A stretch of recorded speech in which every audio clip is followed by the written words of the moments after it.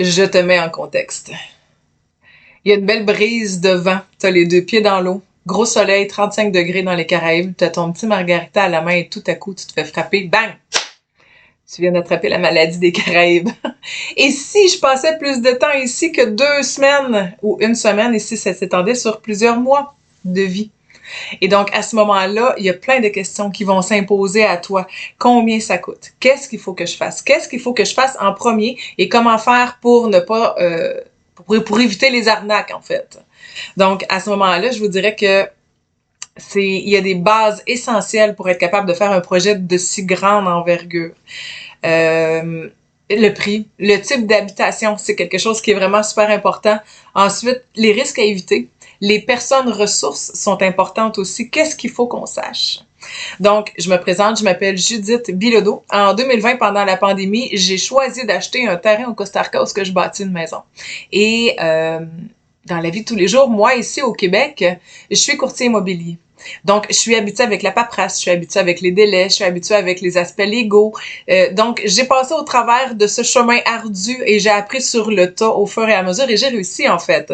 Le terrain m'appartient et je possède ce joli petit lopin de terre en plein milieu du poumon de la terre, en fait, depuis 2020. Mais ça l'a apporté une compétence et une vraie amour du voyage et d'habiter ailleurs. Je vous dirais que l'ordinaire ailleurs est extraordinaire pour moi. Ici, ça en fait partie à vous aussi. Vous êtes le type de voyageur qui aime ça se déposer puis aller faire l'épicerie dans un endroit autre que chez vous. On parle le même langage. Donc, si je répète, si je reviens vers la première question du début, à savoir comment est-ce qu'on peut faire pour pouvoir essayer de posséder quelque chose ou habiter plus longtemps dans les Caraïbes, ce que vous devez savoir, c'est qu'en général, des prêts, ils vont pas en faire à des gens qui ne viennent pas du pays, qui n'habitent pas là. Il faut payer comptant. Ou ça peut être divisé en plusieurs petits paiements et quand vous passez chez le notaire, vous acquittez la fin de votre paiement. Vous avez donc un endroit qui est à vous comptant. Si parfois il y a certains entrepreneurs qui vont vous proposer un prêt, dites-vous que le taux d'intérêt et le risque n'est pas toujours sécuritaire ou avantageux. Et aussi, je vous dirais de faire attention à toutes les inconnus que vous voyez sur Internet qui ont l'air de savoir ce qu'ils font, qui sont sympathiques, qui ont l'air on peut leur faire confiance. Prenez des références qui sont solides, de quelqu'un qui est passé par la même place. Et mon premier conseil à moi, en tant qu'amoureuse du voyage, louer avant d'acheter. Louer avant d'acheter. Prenez le temps d'aller louer et de vous déposer dans l'endroit que vous trouvez beau. C'est pas parce que vous aimez ce petit quartier-là pendant 10 jours que vous allez l'aimer pendant 6 mois. Puis il y a des différentes périodes de l'année aussi, tu sais, ils ont des saisons.